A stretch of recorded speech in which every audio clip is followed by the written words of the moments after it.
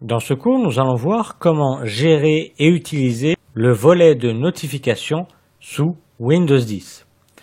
Alors, c'est une des apparitions de Windows 10, le volet de notification, où on a toujours la zone de notification ici en bas à droite, mais on a une icône, cette icône-là, qui nous fait apparaître le volet des notifications. Donc, je fais juste un clic dessus et il apparaît dans la colonne de droite. Donc là, j'ai les notifications en haut.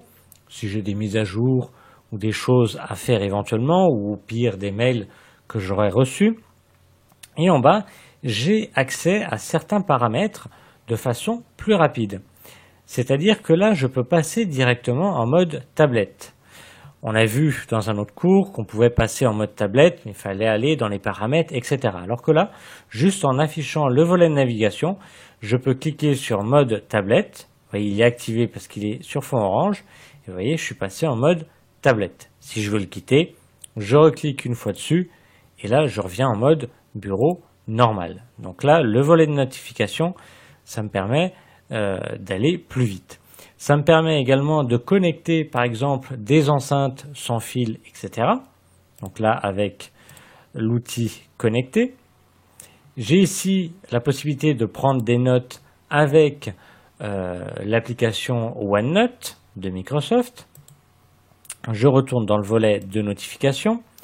Ici, j'ai accès à tous les paramètres. Donc tous les paramètres, c'est comme si on allait dans le menu démarrer et on cliquait sur paramètres. Je vous montre volet de notification et je clique sur tous les paramètres et on retombe bien sur le même menu que dans le menu démarrer. Je retourne dans le volet. Ici, j'ai l'économiseur de batterie. Ici, j'ai la connexion VPN, donc ça c'est pour d'autres types de connexions.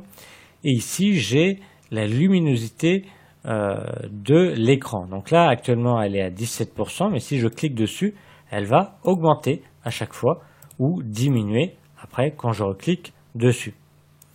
Ici, c'est pour gérer ma connexion Wi-Fi, si elle est activée ou désactivée. Ici, donc quand c'est en orange, comme je vous avais dit tout à l'heure, c'est que ces paramètres sont activés. C'est-à-dire qu'ici, ne pas déranger est activé. Donc ça, c'est surtout utile pour les tablettes et smartphones équipés de Windows 10, bien entendu. Mais là, ça va nous permettre de ne pas recevoir tel ou tel type de notification. Et ici, c'est pour gérer la localisation. C'est-à-dire que par défaut, vous êtes géolocalisé. Donc ça, c'est pratique. Sur certaines applications, on vous géolocalise pour savoir où vous êtes et vous permettre, par exemple, de faire un itinéraire. Donc si je clique dessus, il est désactivé. Si je reclique dessus, il est activé. Mais pour aller dans les paramètres, je fais un clic droit dessus et un clic gauche sur accéder aux paramètres. Donc aux paramètres de localisation. Je peux ici, donc la localisation du périphérique est activée. Je peux cliquer sur modifier pour la désactiver. Voilà. Et puis après, j'ai l'historique des emplacements que je peux supprimer de cet appareil et je peux gérer surtout quelle application va utiliser ou pas le service de localisation. Donc, je le vois ici à droite, ce qui est activé ou désactivé. Je peux toujours activer ou désactiver n'importe quelle application. Donc, je vais refermer. Et toujours dans le volet de notification, j'ai le mode avion. Ça, c'est toujours pareil. C'est surtout pratique pour les smartphones. Donc là, ça nous permet de désactiver tout type de connexion Internet et appel audio. Donc là, c'est valable pour les téléphones portables. Donc ceci est affiché par défaut. Donc on peut réduire ici le nombre de vignettes qui est affiché en cliquant dessus. Vous voyez, j'en ai plus que 4.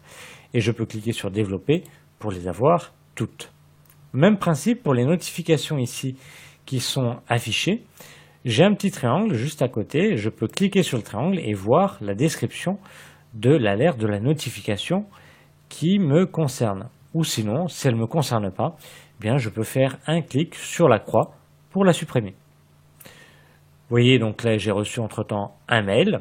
Donc, ça me permet de recevoir mes mails, de voir les mails que j'ai reçus. Donc ça, bien entendu, uniquement si j'ai paramétré l'application courrier de Windows 10. Et puis sinon, si je veux effacer toutes les notifications, eh bien je clique sur effacer tout et ça me supprime toutes les notifications qui sont listées actuellement. Donc voilà, nous avons vu comment gérer le volet des notifications sous Windows 10.